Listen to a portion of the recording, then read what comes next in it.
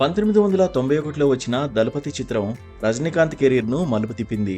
మలయాళ megastar Mammootty, Rajinikanth కాంబినేషన్లో మణిరత్నం దర్శకత్వంలో తెరకెక్కిన దళపతి అప్పట్లో పెద్ద సంచలనాలనే సృష్టించింది. ఆ తర్వాత రజనీకాంత్, మణిరత్నం కాంబినేషన్లో మరో సినిమా ఎందుకో సెట్ కాలేదు. దాదాపు 33 సంవత్సరాల తర్వాత ఇప్పుడు వీళ్ళిద్దరి కాంబినేషన్లో మూవీ రాబోతోందనే న్యూస్ చక్కర్లు కొడుతోంది. ఈ దిశగా మనీ సార్ ఇప్పటికే రజనీకాంత్కు స్టోరీ వినిపించాడని, రజనీకాంత్ కూడా దీనికి ఓకే చెప్పాడని టాక్ వినిపిస్తోంది.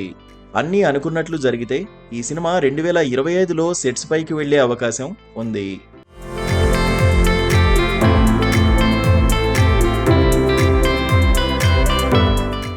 ప్రస్తుతం రజనీకాంత్ టీజీ జ్ఞానవేల్ దర్శకత్వంలో తెరకెక్కిన వేటయాన్ చిత్రంలో నటించారు.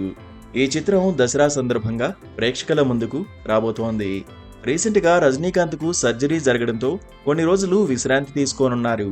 అటు వేటయాన్ టీం కూడా రజనీకాంత్ లేకుండానే ప్రమోషన్స్ను మొదలుపెట్టేసింది. ప్రస్తుతం రికవరీ మోడ్లో ఉన్న రజనీకాంత్ ఆ తర్వాత నెల్సన్ దిలీప్ కుమార్ దర్శకత్వంలో జైలర్ 2 చేయబోతున్నాడు. ఈ ఏడాది నుంచే సెట్స్ పైకి వెళ్లే అవకాశం ఉంది. ఇక లోకేష్ కనగరాజు దర్శకత్వంలో తెరకెక్కుతున్న కూలీ చిత్రం కూడా వచ్చే ఏడాది సమ్మర్ కానుకగా విడుదల కాబోతోంది. ఈ సినిమాల తర్వాత మణిరత్నం దర్శకత్వంలో మూవీ తెరకెక్కే అవకాశం ఉంది.